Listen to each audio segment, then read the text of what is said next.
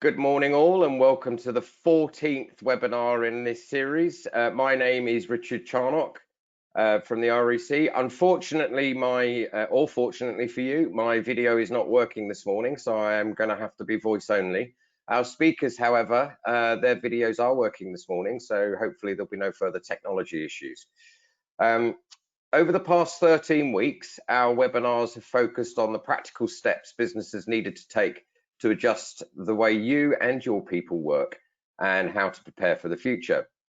We've covered a wide range of topics from sustaining business performance, cash flow, transforming workplace skills to what modern recruitment firms should look like. And as a reminder, all of the previous webinars are available on the REC website. Today, we're looking at developing a recovery roadmap to revamp or reinvent your business processes. I'm joined by three of our regular panelists. So Paul Jacobs and Howard Greenwood from Love Work Life. Their consultancy provides ethical support to help drive both business and personal growth. Paul has spent over 40 years in the recruitment industry and is the former managing director of Office Angels. Howard has spent over 25 years in the industry and has a proven track record of managing businesses, increasing both their revenues and profitability. Also with us is Dave Pye from To Augment. To Augment are business consultants and strategic advisors to the recruitment industry. Dave works as a non-exec and advisory capacity with their clients, both in the UK and abroad, and is well known as an MD and CEO within the industry. He's presently non-exec director of both recruitment and technology businesses. Yet again, we've got some great questions for our panel, but if you've got a question, just use the text box for questions on the right-hand side of your screen. For now, though, let's turn to the first topic and that's been sent in over the week, and let's get on with it. So firstly, we've seen a number of articles about building and developing strong and powerful cultures. Is this just the latest business fad or something that we should be considering? What are the key elements of a powerful culture, and how do I go about developing this for my business and align it with what we want to achieve? So thanks for joining us, Dave. Over to you for this question, sir. Yeah, good morning. And I guess I came up just a moment too early, so you could see that I was first, Rich. The thing about culture is, I think we've spoken about this a number of times before, but I kind of jotted down some of the things that I've picked up on from the last 13 or so webinars that we've been involved in. And one of the key words that has come out is purpose. And you develop a strong and powerful culture post-COVID in this new world of work, because purpose is the heart of a strong culture. What is it that you've come together as a business to deliver on? What is it that you're wanting from your people? Do they know that? Have you communicated that? Because that purpose will drive everything. And when things go slightly awry or things happen that maybe potentially derail what you're planning, you can go back to your purpose and say, look, team, this is why we're here. This is what we're doing. So purpose is important. As a leader, I think character is absolutely vital. The character that you display, that you will have displayed during these last 86 days that we've been on this lockdown or latch down and the way it's just being released, but the character you've displayed, hone the good points of that character. Pick up on those and build on them. And write little notes to yourself about what you've done, that you've done well, and try to build on that. I think with culture comes responsibility. I think it's very important that you take responsibility for the actions that you're taking, because we're coming up to some tough times as well, because some of our people may not be coming back. There may be some people we're going to be hiring, but it's potentially that our workforce is going to change. So you've got to act in the most responsible way. How's always spoken about learning, and learning is so important to culture. Have you been taking the opportunity to offer learning to some of your furloughed workers? What are you doing about learning going forward? Because the world is going to be a slightly different place. Clearly, they're still going to need people. Organizations are going to need talent to grow. But what are your people doing, and what are you doing about the way, learning about the way that your customers are behaving, about what's happening to the challenges in their businesses? So learning is a very powerful thing for me in terms of culture. I think one of the things we haven't spoken a lot about, but pride is important. It's important to feel proud about the work that you do on behalf of your business. It's important to feel proud about your business partners, about the place that you hold. But our job is to find work for people. It's such a significant thing that we as recruiters do. And I think it's important that we feel proud about our industry. We feel proud about the way that the RSC has helped to support us and develop us, and we feel proud about our businesses. And I think that can come through to develop a culture. I think it's important to manage expectations. We've said all along that just tell people what's going to happen in the next few weeks. They're not really interested in what's going to happen in the next 3 years, whilst that is important because that goes to purpose, but they're more interested in what's going to be happening in the next few weeks with my business. And keep telling them, keep informing them, over-inform them if you want. Keep practicing, keep preparing everything that you need to do. And a couple of other things. I think it's important to have candor. I think it's important to be honest with people. This is where we are. This is why where we are. This is your place in it. And potentially, this is where you're not going to fit into the new world as well. And this is why. Be honest. Have candor. That builds good culture. Not everybody will be with you, perhaps, in the culture, and there'll be new people joining. So I think that's important. And I also think it's important to give back as well, both to local people in the areas in which your businesses reside, but in the areas in which you can support the wider sector or some of your candidates. I think that also builds and drives a good culture. So hopefully, Rich, those things help to develop a good culture. And back to you. Thank you very much, Dave. Still no video from me, unfortunately, but listening to those fascinating points is great. And Howard is helping me out by jumping straight in. So over to you, Howard. Thanks, Richard. Good morning, all. I hope everyone's well and fit out there. What a difference a week makes, considering last week it was absolutely bucketing down with the rain where I was, and today it's 30 degrees. Lovely. So what Dave said there is really important, and I absolutely fully agree with everything he put forward. And I think what I've sort of looked at this question for, and I said, the thing that I'm looking at is a strong, powerful mission statement that clients and candidates and consultants want to be a part of. And if you ever really sort of create a proper mission statement, it is not about you. It's not about an agency that wants to be the best recruitment agency in whatever niche sector you're in. A mission statement should be all about the people that you serve. So it should be that it's all about you, the business, and they want to be part of that journey and part of your journey. So I like to sort of think of a mission statement, something like we want to provide an outstanding service to our clients and candidates to ensure both sides of the recruitment divide feel that their career and company are treated with the sincerity by the recruitment consultant who feels that the business that they work for is a people first philosophy, and that's mirrored both internally and externally by all. And I think if you start to create a proper mission statement and people start to deliver to those values, then you start to get that culture. And culture all starts with everyone speaking a common language within the business, which is then echoed externally, reversing the public perception of what the recruitment industry is like.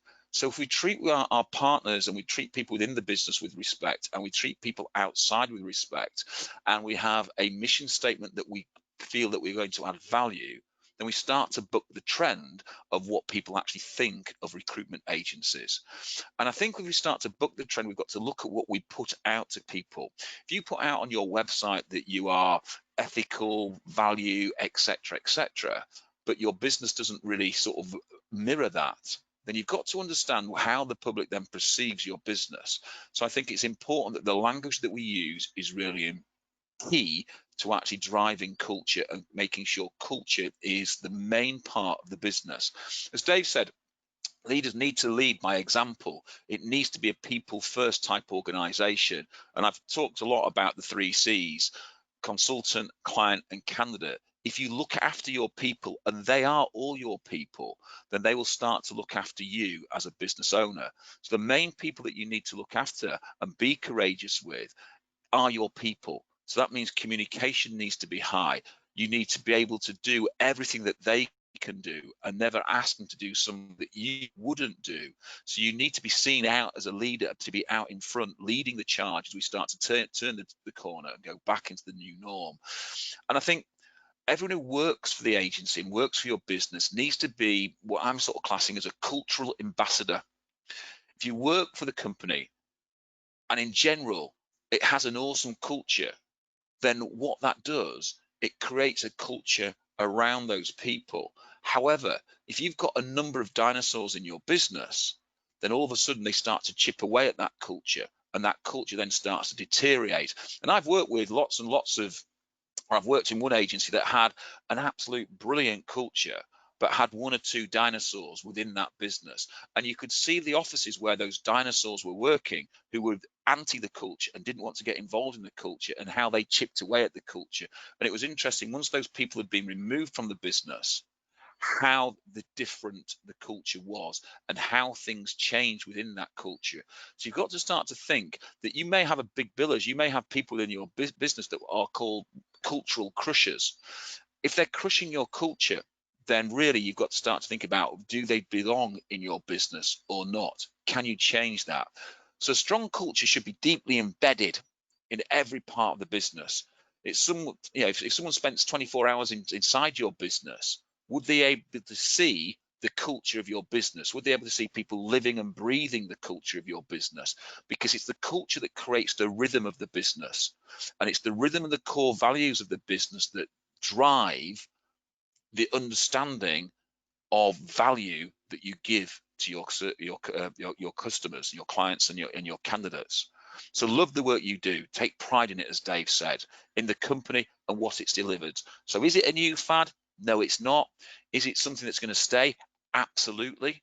If you look at companies like Apple, Adobe, Qantas, and look at the type of service that you get from those type of companies, and then look at the charges that they get, they're their most expensive people, and then you compare the service that you get from people like Sports Direct and Ryanair, etc. And you start to think that culture has an absolute direct link to value, and value has a direct link to being able to charge a proper, reasonable rate to your clients and not have to undercut yourself to compete with people that don't have a really strong culture and therefore have a bad reputation in the marketplace. So I think, Richard, that's what I would look at from a cultural point of view, that it is about creating a proper culture and cultural ambassadors within your business that emanate that right across the marketplace. Thanks, Howard. We've actually had a question come in from the audience to expand on this, and I can either ask now or you can maybe have a think while Paul speaks next. But this is about measurement of culture change. So what you've just said there about the culture will represent the value is probably the end goal or the end outcome. Is there a way of measuring that that you'd like to share around measuring how the change is going? I think it's going to be a point that I may cover later on in this webinar, but we certainly covered it last week, that I think doing employee surveys is really important to acid test the temperature of what your employees feel at the moment of returning back into work and what's going on. But it's not just doing that once a year, it's doing that on a regular basis throughout the year, because processes change, and we'll talk about this later on in some of the questions later on. Processes change. And what a lot of companies do, they don't really acid test their own process. They don't really acid test their own employees and what they feel like about working for the company. And therefore they don't change things. And therefore things start to deteriorate and become old, and it doesn't seem to work. But also we don't spend an awful lot of time properly surveying our candidates and our clients and what we truly think. So I think there's an opportunity to really get out to the marketplace and do proper surveys and proper acid test what your culture is actually perceived like. And again, I'll talk about this later on. It's about then leaders truly listening to what the market is saying, not taking it personally, but acting on it and changing things. So to me, you've got to start to really find out what people truly think, and that to me is doing lots and lots of questions, lots of asking of questions, and lots of listening to people. And so using proper surveys and proper questionnaires out there is a really important part to really acid test your cultural growth and your cultural advancement. Thank you. And we've already had the questioner come back and say thank you very much, Howard. So that's great. Appreciate Brilliant. it. Thank you. Paul, would you like to expand on the original question, please? Yeah, absolutely. Well, good morning, everybody. And firstly, welcome to an absolutely gorgeous day. And I just want to pick up and just add to Howard's points about how you measure these things. I think one of the most obvious measurements is the level of retention of your people. So your staff turnover. I mean, we all know how damaging it is to have high staff turnover in a business. It's damaging not only internally in relation to the amount of wasted time that you have to invest in people who then don't stay very long, but also it has an enormous level of damage in relation to client relationships. Clients loathed having to constantly explain themselves afresh to new consultants. They want to be developing relationships, long-term relationships with your people. So we know that staff retention is incredibly important. That's an important measurement. And I know that a lot of you have been nodding your heads as you're listening to this. Absolutely, questionnaires, I totally agree. I think you can see the measurements as well in terms of your performance, the business performance. It's not a surprise that the companies who develop really high profile, outstanding cultures also, and not coincidentally, perform better than their competitors. You'll know of those companies. Hopefully you already manage those companies. And there's no question that if you have loyalty from your own people and they're happy, and I mean happy, working in your business, then that glow emanates and radiates from your business and is an attractive element of your company for both candidates and clients. And I didn't mention candidates, but I think, again, importantly, we're here to help people in their lifelong careers. We want to be assisting them every step of the way. So, of course, they're also attracted to working for businesses who retain great people. I just want to pick up on the word culture just for a moment. You know, we make reference to business culture, but we're constant, and it's in the news all the time. We talk about culture in terms of race, religion, and so forth. It's something that as human beings, we are attracted to. We want to feel part of a family, part of a culture, whether that's a religion, whether it is in fact a family or a section of a business. And I think when you manage a company, you're provided with the opportunity to develop a family environment. We know of lots of people, you know of lots of people who'll be working for organizations because they're very happy, they're embedded in the culture of the company, yet they could potentially earn more money elsewhere. However, they prefer to stay where they are simply because they feel a sense of belonging, not just with the people that they work with, but with the values and the mission statement of the business, as Howard was suggesting. Now, I don't think this is a new fad. I don't think it's something that suddenly occurred. And I speak from experience, and I suppose I guess this is one of those occasions when I can blow my own trumpet, so to speak, because I managed a very large, well-known business, and we achieved top 10, the Sunday Times top 100 best companies to work for awards consistently. I was 8th 2 years running in the entire country. We beat the large corporations, the Microsofts and the Capri Schweppes and all those organizations. And it is unquestionably for me to manage a business that had that level of reputation and a sense of belonging from its own people. And it wasn't an accident. We worked incredibly hard at developing relationships with our people. We knew, to Howard's point, that if you have people that are connected to your company, then you naturally have a brilliant business, and clients and candidates, as I've already stated, love that. But it's a lot of work. And I don't personally think that's hard work. It's something I have had and still have a passion for, you know, supporting people. I actually always said to my regional people, my regional area managers and directors, Our job is to support our people. They don't report to us. That was my sense, was that we were there to do everything we could to make sure that they could perform brilliantly, and that meant being as supportive and as encouraging as we conceivably could be. And for me, that also meant that in many instances it meant traveling, as I did daily, around the country to see the guys, to establish what assistance and support I and other areas and other people in the business could provide. Now, obviously, I can talk here about events and company trips and all the things that I'm sure a lot of you guys do, and they are important. But I think what's particularly important with culture is, as leaders, that you exhibit empathy, that you're supportive, you're kind.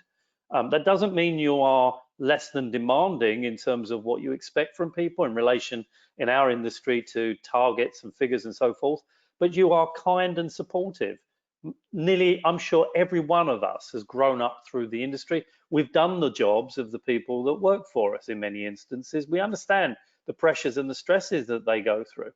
I talked last week about employer value proposition, the EVP we discussed, and I think it's a pretty simple thing to explain. You know, if you look at the persona of your business externally, the way you want to be seen by your public, your clients, your candidates, then to be consistent, you have to exhibit the same behaviors internally. So if externally you wish to be seen, as I'm sure you are and do wish to be seen, as a company with integrity, that is supportive, that's kind, that's transparent, that's loyal to clients and candidates, that offers outstanding value for money, and so on, those are very much the behaviors that you have to exhibit internally. And that's a lot to do with trusting people, delegating to people, being supportive, being kind, and so forth. And I think that as leaders, it's maybe, arguably, and I would probably say in saying this, almost certainly the most important thing we can do. If you take care of the people that work with you, and as Howard has alluded to, then they take care of your clients and candidates, and guess what? You have an amazing business. I think singularly, it's probably the most important thing that we can do, is develop this culture, this sticky culture that people come into, that want to be a part of, and want to stay. And I speak as someone that worked in organizations like that. I worked for the old Alfred Marks Bureau for 11 years. I worked for Office Angels for nearly 17 years. I'm not a fool. I only stayed in these organizations because I was happy and because I had a clear career path, which I developed. And I think that those things are extremely important. It's not just the mission statement, it's developing those careers. So you need to be imaginative at this point, because developing a culture when you've got people working remotely from you is not easy. It's a challenge. And I would say, and I've said it already, that if they're not in the office, you as leaders will need to go to see your people. It's not just about the virtual meetings. We know that people want to socialize, people need to feel a part of a business through personal contact. So if that's not possible, then we as managers, as leaders, we need to go and see our guys, if not in their homes, certainly close to them, if that's what's required. It's going to take a lot of effort, different challenges in terms of connecting and cementing relationships, but it's certainly not impossible. And I think it's a challenge that we should all relish. Over to you, Rich. Thanks, Paul. That's and thank you to all three of you for the for answering that, and particularly the measures. Every time I listen to you, I hear something new from you all, so that's great. We're going to move on to the next one from the audience here. So I think it's a great question, which is about returning. So as we slowly return to a more normal business environment, should I, as a business leader, review the changes we made to some of our processes as a result of the pandemic? I'm so busy spinning several plates that I'm not sure I'd recognize whether our processes are destroying or supporting what we're trying to achieve. Any advice? And thanks for jumping on, Howard. I think, first of all, as you said there, Richard, what a brilliant question and what a killer line. I'm not sure I'd recognize whether our processes are destroying or supporting what we're trying to achieve. I think that is the critical part of this question. And I think lockdown has given us, every entrepreneur and every business owner, time that they've never had before to really reflect on their business processes, And we've said this in webinars gone by, that if you leave lockdown with the same processes that you entered and the same mindset that we entered lockdown with, then you've really missed a huge opportunity to move your business forward and take it to a higher plane. So the short answer is yes, Richard, but as we know, it's not as simple as that, and it's back to that spinning plate scenario that we've got to sort of move on from. So I think when we review what is working, we need to stop saying one thing, and I hear this constantly when I go into work with clients. We have always done it that way. That needs to stop. That needs to change, because there are better ways to do things and more advanced ways of doing things. Things keep evolving constantly. So if it can be automated, then it needs to be reviewed. It doesn't say that it has to be automated, it just says it needs to be reviewed. So the question needs to be, does the automation enhance the lives of the people within the business or outside the business, or potentially both? Then the cost analysis needs to be done. Will the automation create value? Will people use it? Will it help them? Will it help the 3 C's enhance their value to you as a company? So as well as cost reduction and time, sort of money and stress, you've got to look about all those automations and do they work? So when we look at our business processes, we need to look and see whether they are fit for actually purpose. So your recruitment strategy, how you measure your business, the dreaded KPIs, your CRM, your back office, all the processes that you do, and the list goes on, they need to be reviewed, as I've said before. So are you a processing, or are your process creating stress, or are they a stress reducer? Does your team actually understand the processes and what benefit it has for them and the business? Or do your processes just create that carrot and stick type environment? And when we talk about culture, we have to talk about the carrot and stick needs to change. So I always think there's a reason when I go into companies, they say they never fill out the CRM. It's not because they don't see the CRM as a business stopper, they just don't see the value in what they have to fill out. And in some cases, they don't see the value in the CRM because it's not been invested in, and it's an old CRM and it doesn't really give them, it's hard to use, etc. So you've got to look at what you invest in and what's going on, and you've got to look at your processes and look at the pressure that, say, let's look at a process like KPIs.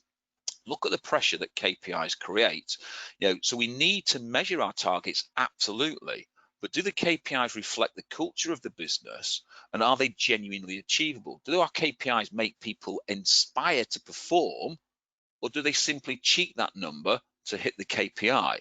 So if you've got KPIs where you know your team are cheating to hit that number and it doesn't add benefit to you, then the question is, the KPIs need to change. So when we start to look at our attrition rate in the first 12 months, and what Paul alluded to, a good culture doesn't have a high attrition rate. We've got to start to look at it and say, is it my processes that are causing that attrition rate or not? Our attrition rate in recruitment in the first 12 months is something that we shouldn't be proud of. It's something that we need to amend.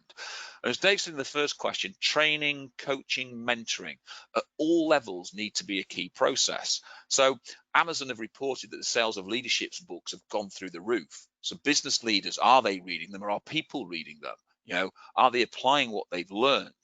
Should that education carry on? And I believe directors, CEO, administrators, salespeople, receptionists, everyone in your business, including you, the leader, needs developing and training to address and deliver new processes. So training needs to ensure that training needs to ensure that you are culturally aligned to your business and culturally aligned to your mission statement, culturally aligned to your values. So training keeps the business at the cutting edge of the industry and the cultural side of the business high. So with new processes comes new challenges. And I'm not saying this, that nothing stays the same. And I think we should start to look at that. And I start to think that, things change constantly. So I have a question that I ask when I meet clients for the first time, and it is, your business performs, is your business performing as you want it to do? And if it is, or if it isn't, why not? And how many times do I hear, I simply can't get good staff and train them, they don't appear to work. Oh, the youth of today. And I think that's an interesting comment. So is it the people that's wrong, or is it the process of recruiting those people and training those people that is wrong? So we've got to start to think that if we're recruiting lots of people and they're wrong, it's our process in the first place that's wrong, not the people. We're just getting the wrong people through the door. The process actually works to get them through the door. So we've got to think about what we do. So everything changes. So processes need refining, they need changing, they need to work so we can attract the right people, retain the right people, develop the right people, and that in turn will help develop your culture, drive your culture, and then look after culturally the people internally, which will then look after your bottom line externally. So I think the changes that we make have to be done on a very regular basis, and we've got to start to think about those changes in the process of what we do. And I always think a process, is it a stress creator or is it a stress reliever? And if your processes are creating more and more stress, then you'll have high attrition. If they're creating less stress, then you'll have lower attrition, which means that you'll have a better performance from your teams. So I think, Richard, there's lots of things that we could go on and talk for hours about that. So I'll let the other guys jump in on there as well.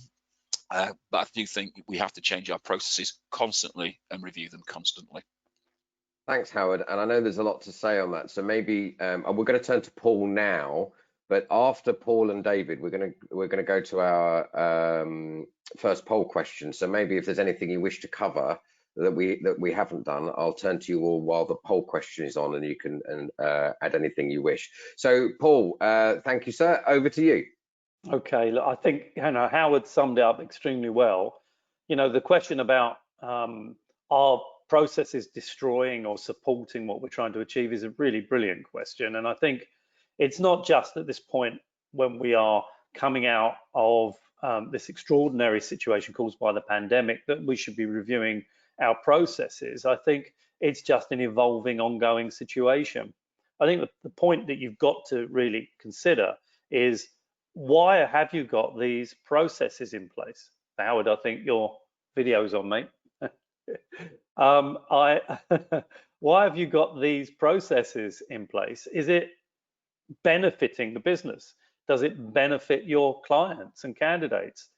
If you have processes that are there simply because, as Howard was saying, it's become a habit, it's become something you've always done, then you really do need to start challenging your thinking around that. Is it bringing benefit to the people that you serve, your clients, your candidates? And I believe that's an ongoing thing. I also believe very strongly that you, as a leader, as a manager, any of us in those positions, we don't have the franchise on the right solutions, the right ideas. I genuinely think you have to engage with your people and with your public, the people that buy your services, in a sense, your clients and indeed your candidates. What is it that works for them? We've talked a lot over the last 3 months about evolving technology, and Howard talked about, bringing in technology to take, as I would call it, the grunt work away.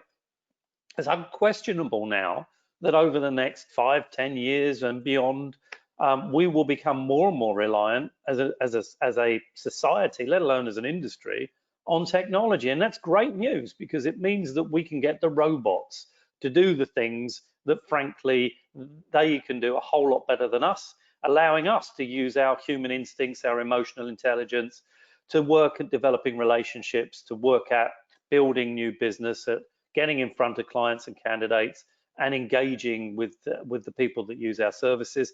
So we get to do the things we joined this industry to actually do, and that is not to do with sitting behind a screen and a keyboard all day long, dealing with so-called processes. I didn't get into this industry to be an administrator. Nothing wrong with administration. I accept that we have to have it, of course, but I came into this industry to influence people, to help serve people, to look after them, to get them great jobs, to get my clients phenomenally good candidates, to have that relationship for years ahead. That's what I got into it for. I still get that buzz, as I'm sure you do, when you do a great job for your clients and candidates. If we can get the technology to take away a lot of that drudge, then great, let's do that. But I think it's about constantly reviewing these processes, and I would suggest that you set up work groups to have a look at the processes in your business. Are they effective? Are they necessary? What needs to be changed? What needs to be modified to, and I keep saying this, to serve our clients and candidates? Keep those groups in the focus, in your epicenter of your thinking. Look at what we can do to provide better service to those people. And I do appreciate, of course, that we have GDPR and a bunch of other elements of legislation that mean we have to have a certain level of processes and administration and record taking in our businesses. Of course, I understand that. We're governed by an Employment Agencies Act. Of course, I understand that too. But please take a good look at those processes and understand, are they doing any good? Or is, as Howard said, are they there? Have they become impediments to your business? Are they blocking you from spending time doing the things you should be doing in order to generate that loyalty and productivity? And of course, the end result, the profits for your organization. So I would urge you right now, as we come out of this pandemic back into the workplace, to take a good, strong look at your processes, adjust, change, kick out, introduce new methods, engage with your people, identify where improvements can be made, but not just now. This is an ongoing situation because we live in a fast changing environment. So I hope that begins to perhaps sort of give some focus as to whether we are spinning plates, and as Howard said, whether we should carry on doing that, or whether we should just let a few crash to the floor and shatter and move on, so that we can actually, as I said, use the limited time we have every day to do the things that are most effective for our businesses. Over to you, Rich. Thank you, Paul. Thank you very much for that. Dave, would you like to jump in and add, please? Yeah, to be honest, Rich, I think Paul and Howard have covered it off superbly in the last 10 minutes or so. So I just think that there's an opportunity for all of us here to recognise that what we did before this disruption, before this long pause has come to our businesses, what we did before doesn't matter. What we do going forward is what's going to matter and drive our businesses, and that's the key thing about processes. You know, when you're surfing, the idea is to try to get ahead of the wave. So as the wave is building, you want to ride onto the crest of the wave and then come down. It is in the case of, well, this is where we are now, the wave is breaking, let's get onto it quickly before it breaks. It's an opportunity to stop and look at the processes that you've got and say, what will serve our customers and our clients and our employees best for the way forward? And a couple of things that weren't mentioning that I would just bring up. There was a phrase that I used a number of weeks ago, listening at pace. And what I meant by that was, listen to what your people are saying, listen to what your customers are saying, listen to what your clients are indicating about what's going on with them, their families, their businesses, and at paces, and do something about it quickly.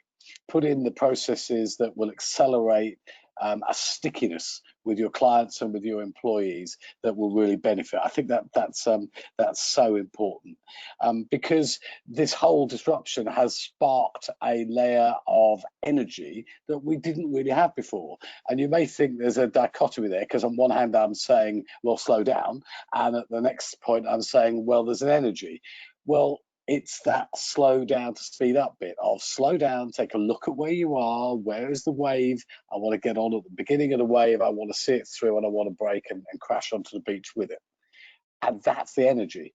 And you will be better as business leaders, your businesses will be better, your stickiness with your customers will be better if you have processes that are driven by you listening to your employees and listening to your customers, and then putting things in place that make that happen. I think that covers, I think we've covered that question as well. Thank you very much, Dave. Thank you very much. And you know, that's one of the best definitions I've heard of more speed and less haste in many years. So thank you for that. That's great. What I'd like to do now, and I will come back to our speakers if there's anything they'd like to add to what we've said already, but what I'll do first is I'd like to go to the first poll question, please, which is, which of the following steps has your organization taken to prepare for the return to work? And you can choose all of the options, all or any of the options that apply to you. So while that poll is up, I'd like to ask our speakers if there's anything they'd like to add from what we've discussed already. And I will put a reminder on that speakers, your videos cannot be seen by the audience while the poll is up, but they can be seen on the recording. So over to you guys. Yeah, thanks, Richard. I mean, I just want to come back to the point about company culture, and I think just to remind everybody that whilst we now know without any shadow of doubt that it's entirely possible to work effectively from home, where perhaps in the past there was some doubt, we now know that is not the case. We have a few broadband issues today, but we know that the technology is going to improve, and we also have discovered we have lots of colleagues that are very capable and very comfortable working from home, and it works very well for them. But I just wanted to emphasize something I was talking about earlier, and that is that, you know, developing culture, maintaining culture, whilst people are splitting time between working from home, coming into the office, or even indeed working at home full time, becomes a challenge for us as leaders, but not insurmountable. And just to remind everybody, I think that we all know this, you know, you do need connection when you work for a business. We come to work not just to earn money, we come to work to socialize. That may sound like an odd thing to say, but don't underestimate how important it is for people to have a chat, have a gossip, have a giggle, have a beer after work.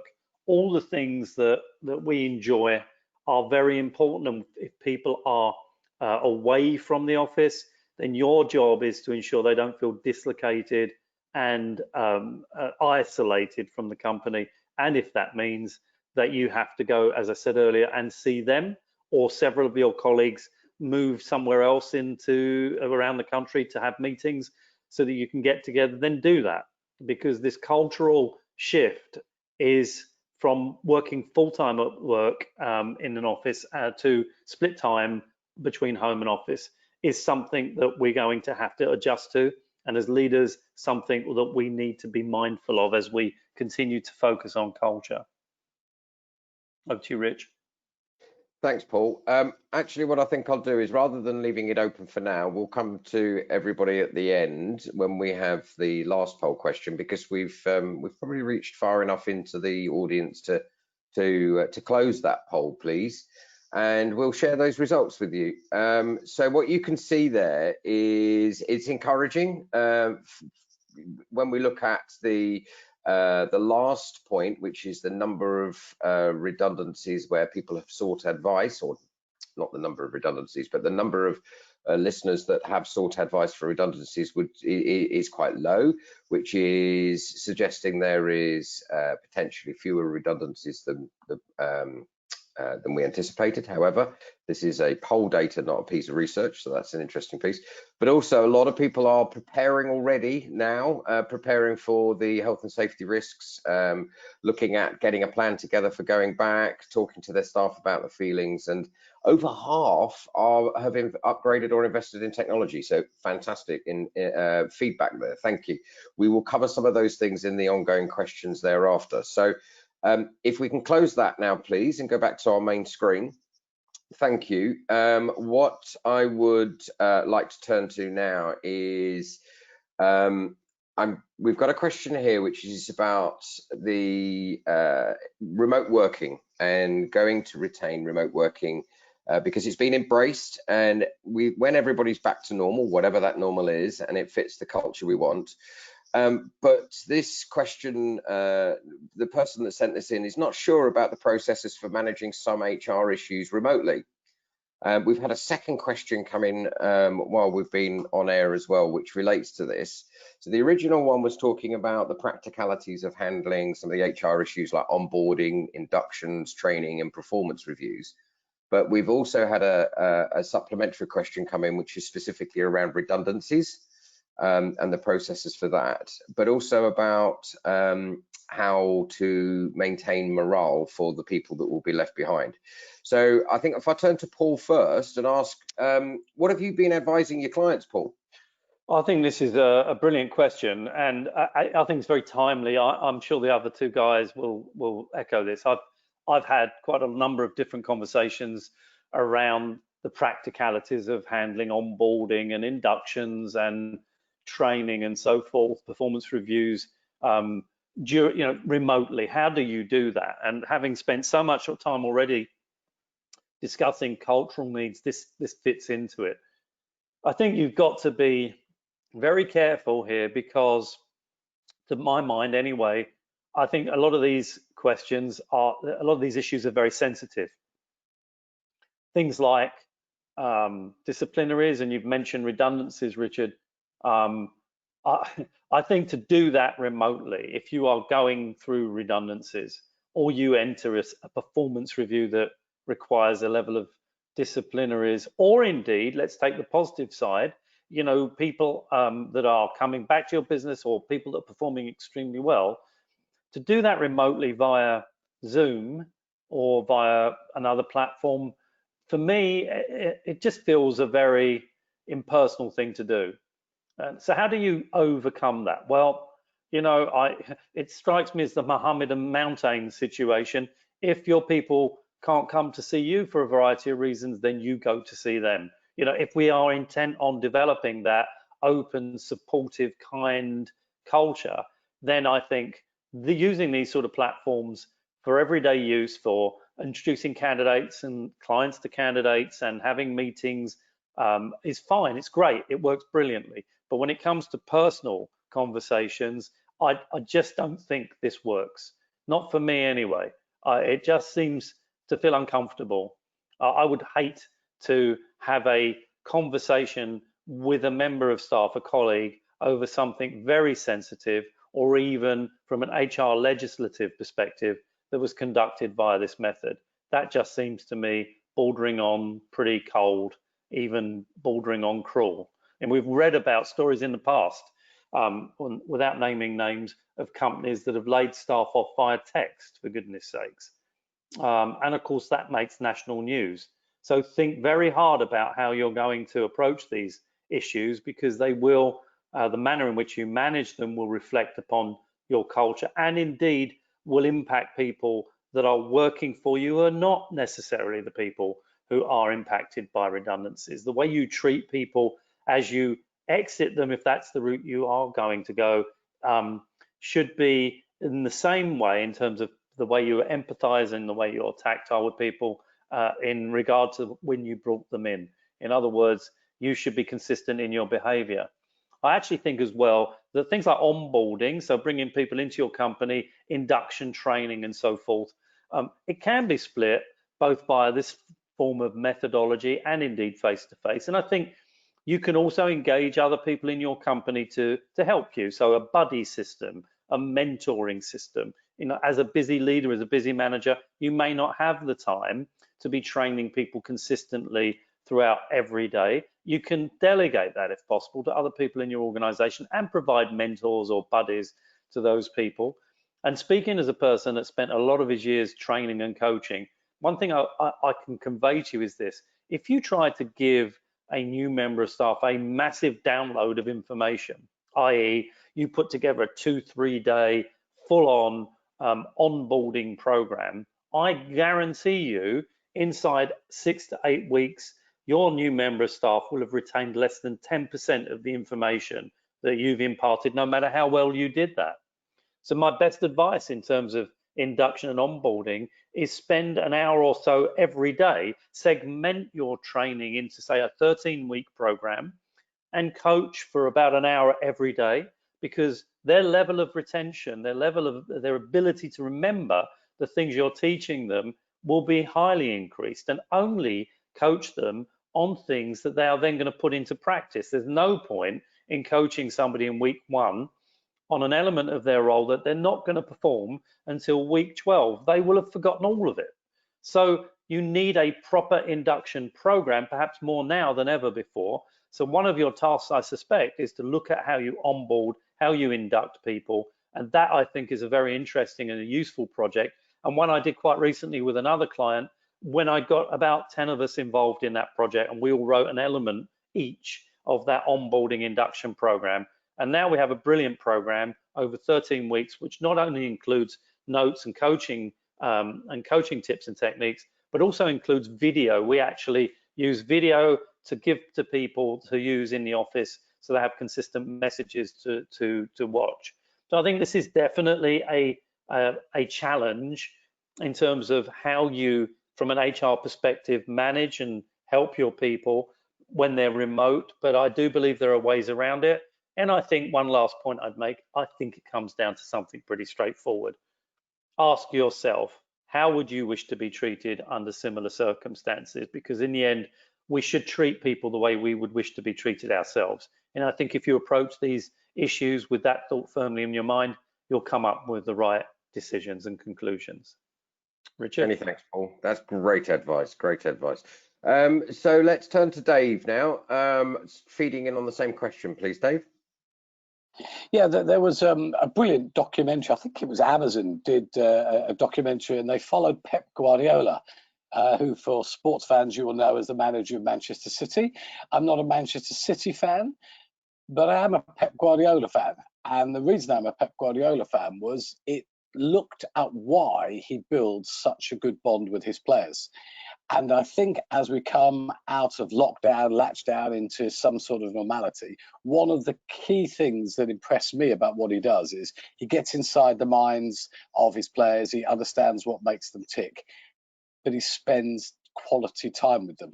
And whilst we can still not be more than a metre apart from some of our colleagues from next week, I would encourage you to go and spend that metre. Go and see the people that work with you as fast as you can. And if you're running a team of 20, you can't get them all together clearly at this time, but you can spend some time individually with them. Zoom and things like this, GoWebinar, they do work, and we've said before that the new world of work is going to be a mixture of the online Zoomy Go meetings as well as the personal.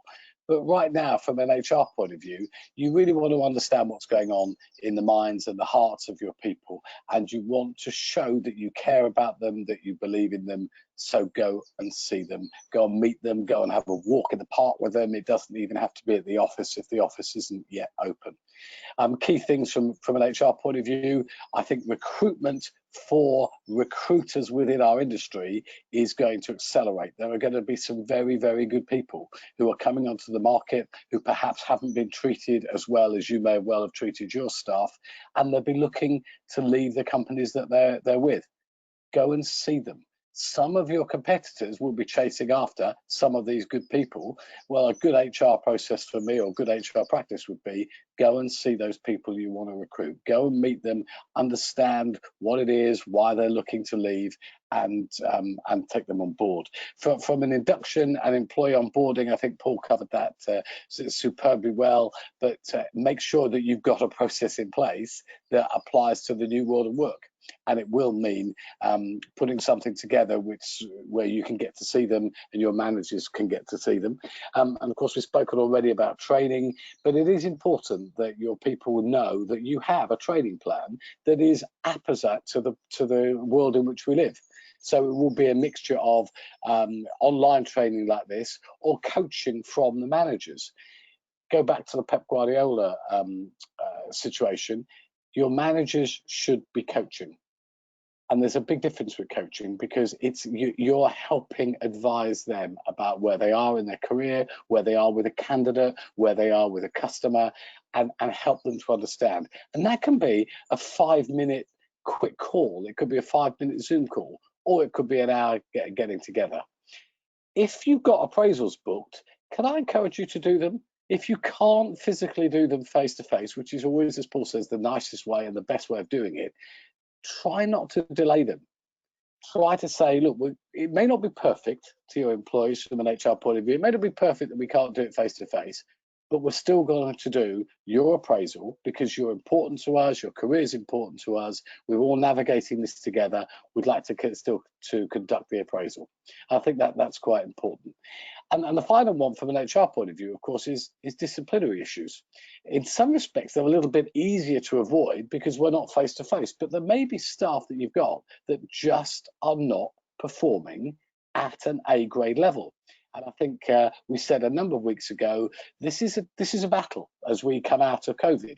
Who do you want in the foxhole with you? Who do you want surrounding you to get your business back to where you want it to be, or to help it accelerate?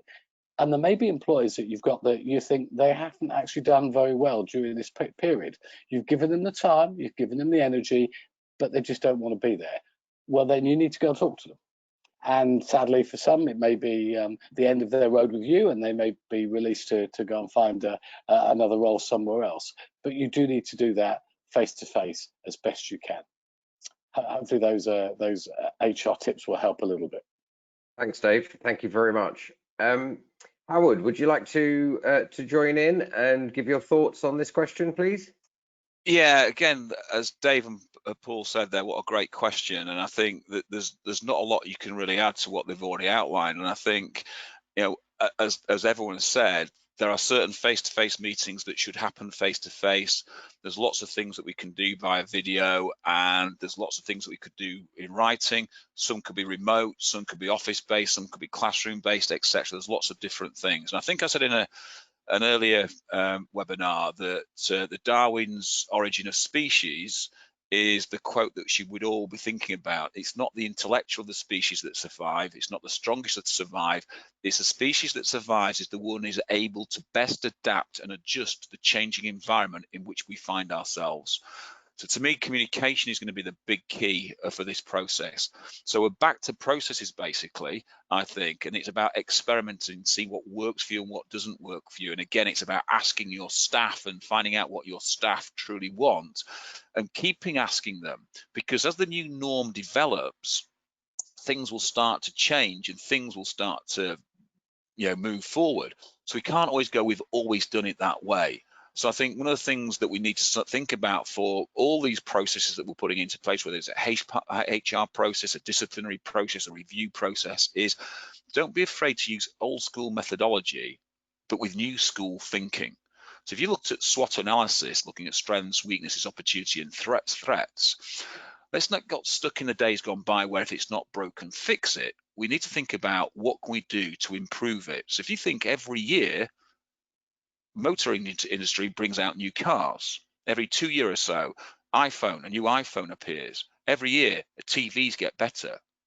The originals weren't broken. We just improved them and changed them. And what Paul was talking about with regards to, and Dave was talking about with regards to online training, Paul and I did a lot of research into online training because we developed our own online training academy with video, tests, etc. And we found that what the educationalists were saying with regards to people learning was they learn in very different ways. Some would be audio, some would be visual, but after a certain amount of time, their mind begins to wander. Their mind begins to sort of disappear. So you may be present in the actual learning, but you're not mentally present in the learning. So I think in all of these things, we've got to start to learn that, you know, there's a new way of doing things and embrace those new things and embrace them properly. And I think if we review, address everything that we do, we'll start to find the things that work for us as a business and as a process. But remember, there is a human side to everything that we do.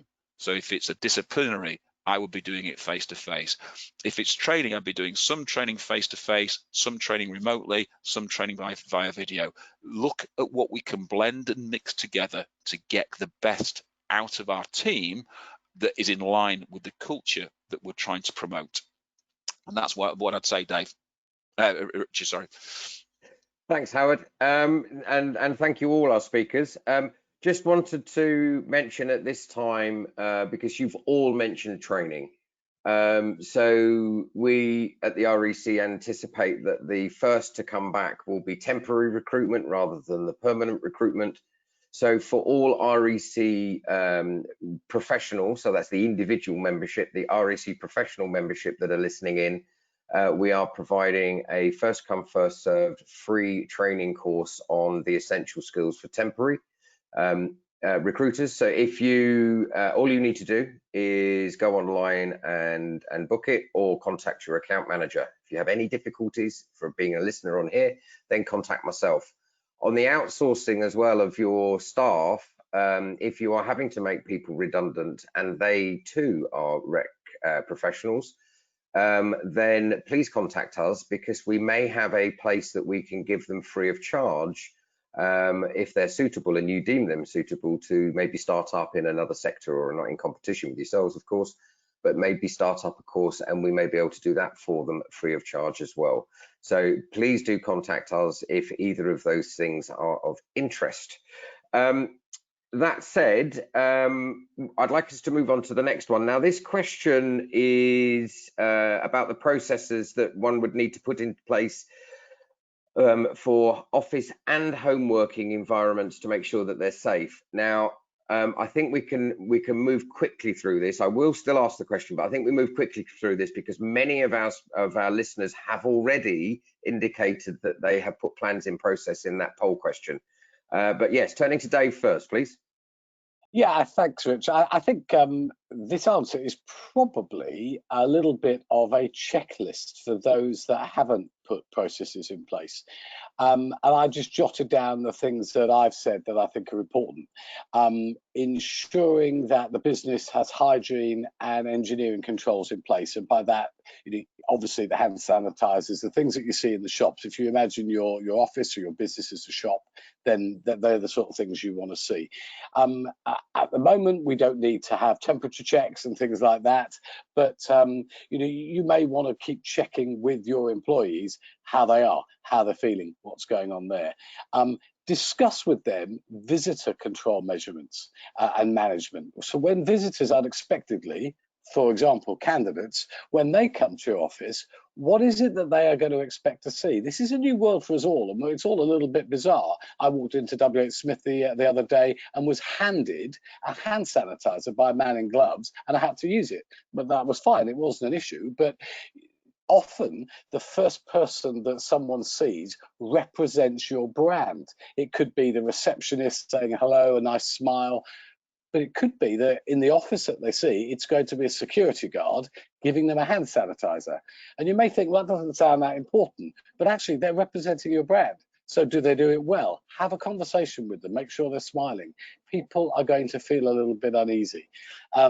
Make sure that your office obviously will have an office provider, I guess, but you've got to make sure it's deep cleaned and it's clean all the time, every day. Check that you've done that proximity seating. I think I said a few weeks ago that an office that a company I'm working with had 28 staff. When they did the proximity seating on 2 meters, it was 9, and now it's 17. So it's a little bit better.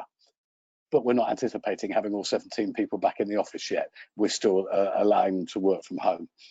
Make sure that masks are provided for those that want to wear masks.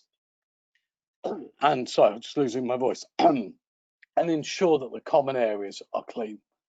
I'm going to sign off there. Yeah, you sign off, Dave. And what I'll do is I'll turn to Paul now, and we can come back to you at the end, Dave, if we need to. So if you want to turn your video off while you're having a drink, etc. Thank you. Paul, yeah, Paul, thanks for jumping in. So over to you. No problem. The processes for safe working environments. I think Dave summed it up very well. I'll just add a few things that I think everyone's very well aware now that you need to be providing a plan for getting back to work in terms of making your environment a safe place to work. I remember Neil Carberry being on one of our webinars several weeks ago talking about practicals. So I think one of the things that stuck in my head was he said, get your staff to bring their own cups, their own utensils, plates, rather than use communal cups and plates and so forth, which I thought was a great point. It was the detail in that comment that I thought was well worth listening to. And of course, we know we need wipes for fridge doors and sink taps and so forth. One of the points that I think Dave made, and I was just doing a bit of research about this prior to coming on this morning, was about temperatures, individuals' temperatures. I've been in quite a few places where I've been given a quick temperature check to see whether I have a fever. I did a bit of research into this. Apparently, a person who has a fever is somebody that's measured from a temperature point of view of having at least 100.4 degrees Fahrenheit. So if you are talking to your people about coming into work, get them to check their temperatures regularly. You may invest, and I've seen some pretty cheap thermometers that people are using, temperature screening implements. I think that's something to think very hard about. You're going to see quite a lot of those on the market, I think, coming up. Points around providing people with face masks. So just to make make you smile, one of my clients is going to be producing face masks for their people to use on London transport with their branding on it, which I thought was a great idea, maybe something to think about. If we're going to have to be on underground carriages wearing masks, at least get some publicity for the business whilst you do it. So I think things like that, obviously, goes without saying. Maintain social distancing. I know we're talking about 1 meter distancing, but let's be very clear about this. Despite what the government is saying, there is it's indisputable. If you are further away from somebody, you have less chance of contracting COVID. Just because they're talking about 1 meter does not make it safe to be a meter next to somebody. Try and keep distance. The further we are from people, the well ventilated a room is, getting the windows open, and being outside particularly, the safer we're all going to be. So give very strong consideration to those points. But I think the rest of it is well publicized. I'm sure you all know what you need to be doing. And I'd suggest that that also applies to people working from home, making sure hand sanitizers are available and so on and so on. So I think, as Richard said, we can skip through this fairly fast. Thank you, Paul. Howard, is there anything you'd like to add to Dave and Paul's comments, or are you happy to move on? No, very quickly, I'd just like to add that obviously a lot of people are still going to be working from home. And if you're going to embrace the working from home environment, then desks, screens, the quality of the desks, the quality of the screens, the height of those screens, the chairs are really important to people. So therefore, you should be trying to supply people with those that type of kit in their home. Broadband connection, we're all we're trying to connect through the Wi-Fi, etc. But if you're plugging directly into a router, you have a far better connection. So should we be helping people put that into their homes as well? So health and safety is really important, and I think we've got to make sure that we're checking that people that are working from home aren't working, they're not Harry Potter working under the stairs type scenario in the cupboard under the stairs. People who are living alone, we need to make sure they have the right support and the right thing. So I think there's a lot to this that we've talked about over lots of webinars. And I think what the guys have already said about internally in their office is fine. But we've got to remember a lot of people are still going to be working from home. We need to make that safe for them as well. So that's where I'll leave it, Richard. Thank you, Howard. If anybody that's listening that, again, is an REC member, would like specific advice around health and safety assessments, or particularly when working from home and things like that, please contact myself. My details will be on the follow-up email that you'll get tomorrow. If you contact myself, I can ensure that my team put you in contact with the right advisors. And then the very last question I'd like to turn to today, before we go on to our confidence poll, is, as a leader, what skills and knowledge should I be developing to effectively drive key business processes? And how do you identify the work processes that are best for your business? I'd like to supplement this by another question that's come in today as well, which is particularly around in-house recruiters. So if you can see a difference between that advice for the agency recruiters and the in-house recruiters. And their specific question is around the same things, but also around creative and flexible working. So back to you, please, Howard. So I think we've answered an awful lot of this type of question all the way through, and I think the question is sort of aimed at leaders and what skills and knowledge should they be developing. And I think we've said in the past through lots of the webinars, I think all the guys have said that all leaders need developing. They need an outlet for their ideas. They need a sounding board for their ideas to bounce off. They need stimulus to learn new things. There's lots of people who've been in their own business for 10, 20, 30 years. So they need stimulus to learn new things. And as you know, we've been offering 60-minute mentoring sessions out to people. I've got one straight after this webinar with a client. And what I've found is that when I'm speaking to business owners, sometimes it's just clarifying what's keeping them awake at night and giving them a new perspective on the same idea that maybe unlocks the key for something that they've learned and something they go. So it's all about that. It's very lonely at the top sometimes, and I think making decisions takes courage, and every decision a leader takes will have an effect and an impact on their business. So it's important that they gain clarity and sense check for those things. And again, gaining a different perspective from someone will help improve the leader's skill set and drive the business forward in a different way.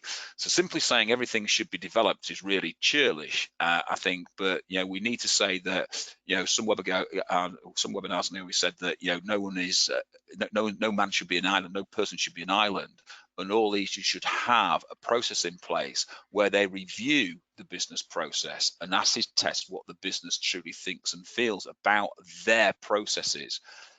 To review and upgrade on a regular basis the processes should be basics for all management, and all managers need to learn from that. So the things they need to learn to is they need to listen to what's being said. So I always think about the phrase, if someone tells you it's raining, you need to go outside and look to check that it's raining. Don't just take their word for it. So you need to check what's going on. You need to learn to listen to what's not being said, because sometimes people are frightened of saying that. And if you create a culture where people are frightened to say what they think, then it's some silence that kills you. So empathy is really important, and understanding that culture starts at the top. So their failure is your failure. And if that's a certain process, and it's part of the business processes that's failing, so you can't just let it carry on. And we've always sort of done it that way for some sort of strange region, so it needs to be addressed. We need to review your management team, acid test the staff, and then enjoy the evolution of the species of recruitment that we've started to create. And that includes both internal recruitment and normal recruitment. If you look at your internal recruiters, they should be doing the same thing as what a normal recruiter should be doing.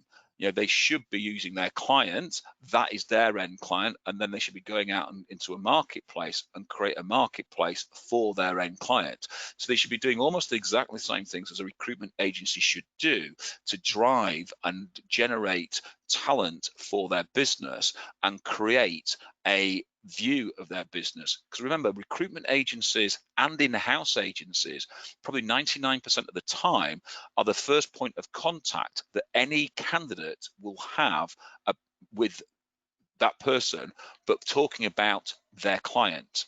So you've got to think about how that is portrayed. So if you're going out and you're working with a client and you're working on a contingency base and you're rushing everything, what's the candidate's perspective of your end client? And that will affect how they perceive the end client, and therefore it potentially will affect the whole recruitment process. So we've got to start to think about all of those things of what's going on. So I think the big thing to me for all leaders, they need to continue their own learning. They need to continue and seek advice on how that they can improve, that will then help their people improve. And if they can improve their people, then that obviously trickles down the line to candidates and clients as well.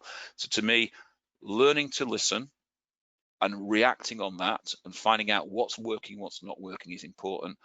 Learning to listen to what's not being said and acting on that as well, and trying to really unearth those things that aren't being said, so you can get to the root cause and not just put a sticking plaster over a gaping wound. And then have empathy and understanding that the culture starts with you, and so their failure is your failure, and you need to address your processes if part of your business processes are failing. And I think that's the biggest learning that any manager can take away at this moment in time, Richard. Thank you very much, Howard. Thank you. So mindful of time, Dave, are you there? Are you okay to speak again now? I am fine to speak. So a little secret for the for the viewers. As Paul was speaking, I was biting into a pear, having a drink of water, and a bit got stuck in my throat. So it wasn't going to be the first on-air death on Zoom on the REC. Just a couple of points on leadership. Communicating openly and effectively. Clearly, we know that's important. We've spoken about that at length, but it becomes ever more important as we move into the new world of work. And you've got to act with clarity. as leaders, you've got to be very decisive. I don't know whether you can be very decisive. You've just got to be decisive. And the final point I would say is that you've probably put an action plan into place. Well, you need to measure how that action plan is going, because the leaders are looking to you. Throughout this this disruption, people want to be led.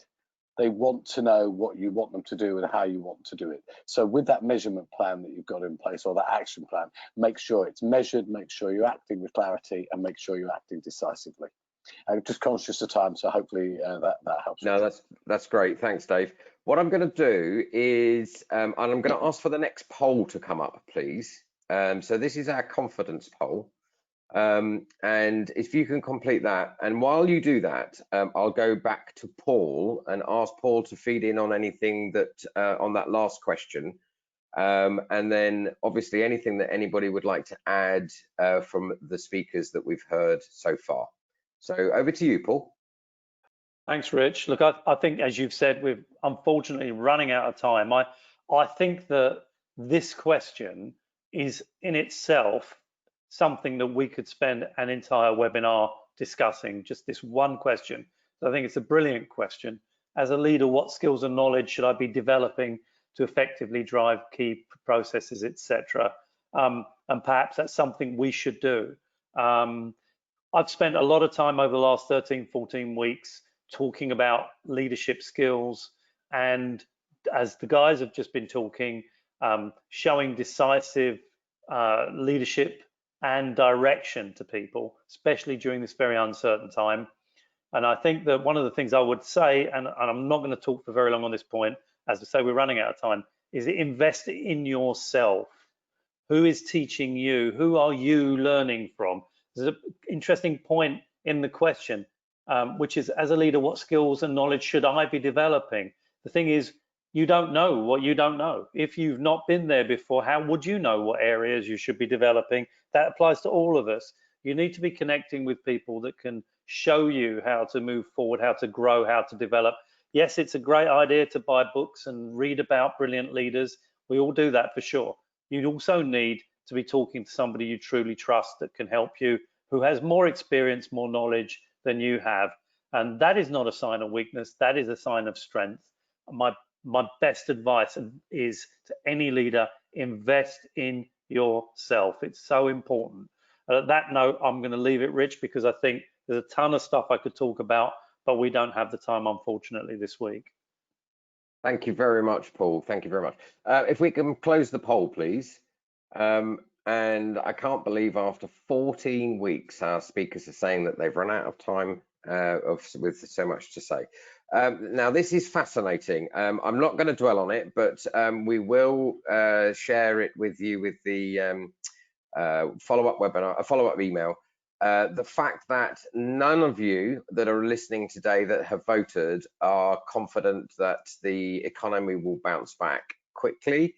The vast majority are confident that it will take some time to come back. So that is significant, because we have not in any of the 13 weeks prior had that result. If we can click on to the next slide, please. That slide there will be in the follow-up email, and you can see there the pale blue line, which is from the last time we took the poll, showed about 20% of people that were confident that it would bounce back relatively quickly, and the red was, so you can see that that's gone down to 0. So that's vital. We will, or very interesting, we will share that with you in the follow-up email.